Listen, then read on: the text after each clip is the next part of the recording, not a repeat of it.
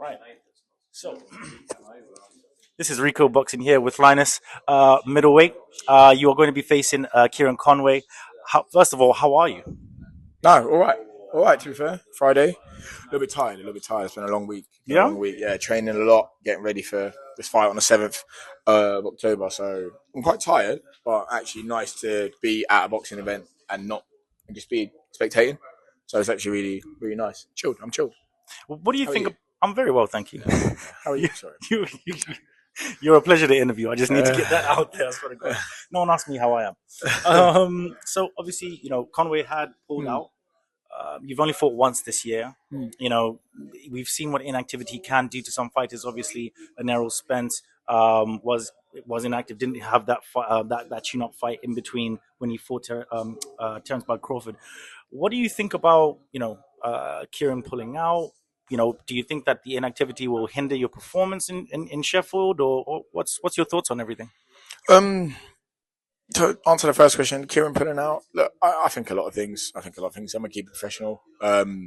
Life happens. Mhm. Whatever the excuse, the reason was he was injured.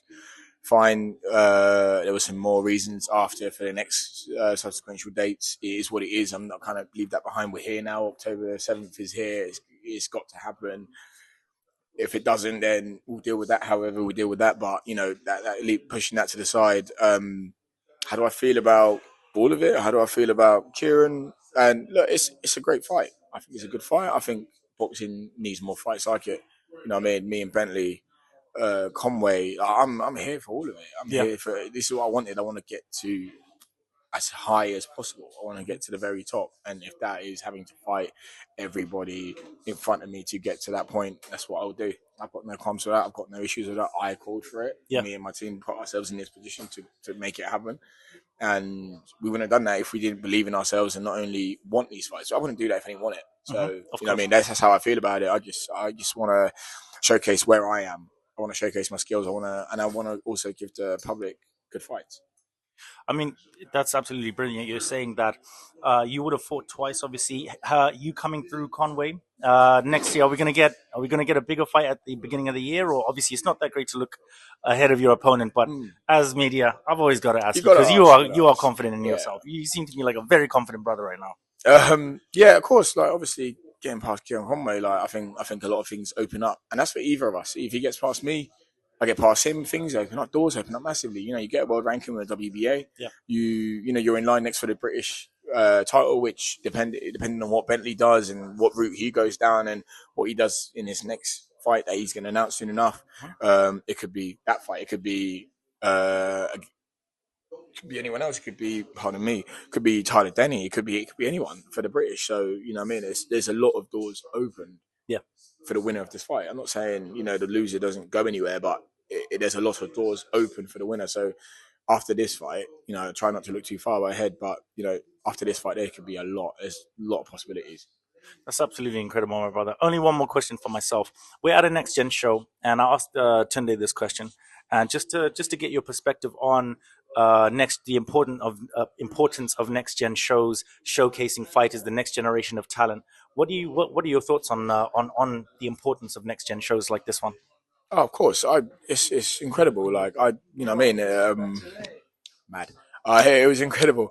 Um, it's incredible. I really have a lot of time for it because there should be a platform for them instead of I mean, they should be getting, especially to these televised shows, they should be getting a platform to showcase their skills. So when they come up, they have built that following organically instead Yes. of being thrusted into the live 15 fights and no one knows who they are, no one knows where they've come from, and things like that. And I mean, it gives them a platform where even though it does give them that exposure, at the same time, it's not so big where the lights are so bright, and then they get, they get stagnated. I'm not using Campbell Hatton. Kind of like a training ground. Yeah, I'm not using Campbell Hatton in a negative aspect, but I feel like he was thrown in too early. He should have been on those. He was ahead of Bivol. Yeah, he should have been on like next gen shows and things like that. And that's not no disrespect, but I feel like he's been built a little bit too quick, a little bit wrong. And oh my goodness. And For real. and anyway, Yeah, sorry, just picking that back up again. yeah, and I just feel like these next gen shows are pivotal and actually quite integral to development of fighters, and actually these platforms.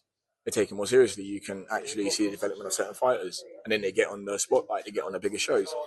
I think they're actually quite integral I to think they everybody involved. No, my Excuse me. brother. No.